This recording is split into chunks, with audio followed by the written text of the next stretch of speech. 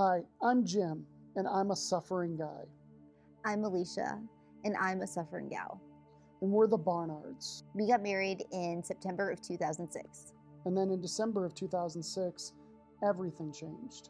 Life looked really different. What you expect in like your first year of that honeymoon period suddenly looked really different in the sense of we were going through illness and wondering if, like, truthfully, it was life or death. Yeah, suddenly it was like Alicia couldn't keep any food down, and it was really hard. There was a lot of pain. There was so much happening in her body. And at first it seemed like you just had the stomach flu or something, but it just never went away. Pretty quickly, we found ourselves in a real expectation gap. What we hoped for and what we expected in marriage, certainly our honeymoon, all ended very quick. We were suddenly going to the hospital a ton. We were visiting doctors. There were tests. There were treatments. There were all these things that were happening that I didn't ever see coming. So, what you expect of like your first year of being, arguing over who didn't empty the dishwasher or launder socks on the floor became about, trips to the Mayo Clinic and which doctor to see next and wondering what was happening and if we were ever going to get answers. And truthfully wondering like if I was going crazy or like what was happening and just feeling desperate, very desperate. It got real quick. Yeah, I would say that very much so. It became what you expect to happen when you're elderly, happening when you're not even 30, your late 20s. And that's very eye-opening. And also wondering if all the dreams you ever had of what a marriage is going to look like and your career is going to look like, if that's all gone.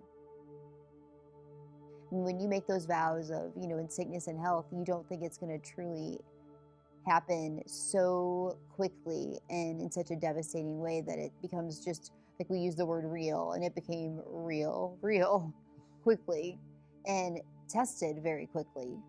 I beat myself up all the time. You're the one going through all the pain, all the suffering, and yet you deal with it so well. You carry so much love and joy and peace.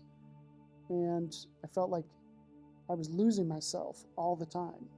I just couldn't get a grip of myself. I would try to find victories at work. I would try to find things that I could have control over because there's just nothing I could do to help you. As a husband, watching your wife suffer, watching her go through so much pain and so much anguish, so much uncertainty, it just feels terrible. You sit there wanting to do something for her. You try to figure out how to help, but you have no control. There's just nothing that you can really do. I mean, I can be a good guy. I can rub her feet. I can make sure she has what she needs. But Did you ever rub my feet? There was that one time. I totally rubbed your feet that one time. It was great. But I couldn't do anything to take away the pain. It was just there, and I was helpless in it. So over the last 15 years of so much suffering, God has shown up in ridiculous ways. I mean, it's crazy what he's done. Our story is not what I would have expected. I mean, truly, I would say we've got a powerful story, but it's not our story. It's the story that God is writing in our lives, and it has taken so many crazy turns. And this book is almost a celebration of that. It's a celebration of joy, even though life is hard. And even though the expectation gap exists and life doesn't always turn out like we hope, well, actually for nobody, it never turns out like we hope, that even in this broken world, that God is good and our lives have so much hope and joy in the midst of pain. That's so good. Like that was so good.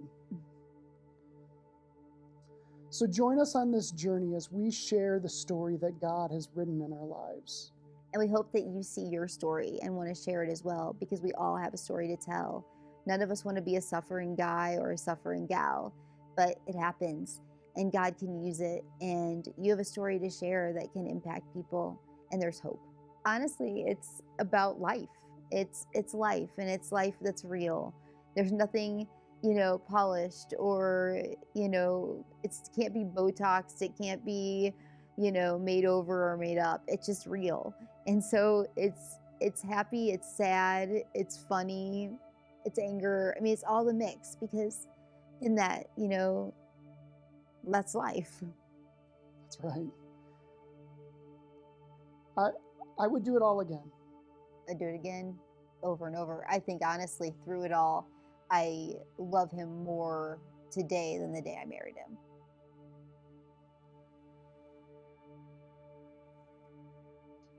And that wasn't even planned. Just magic.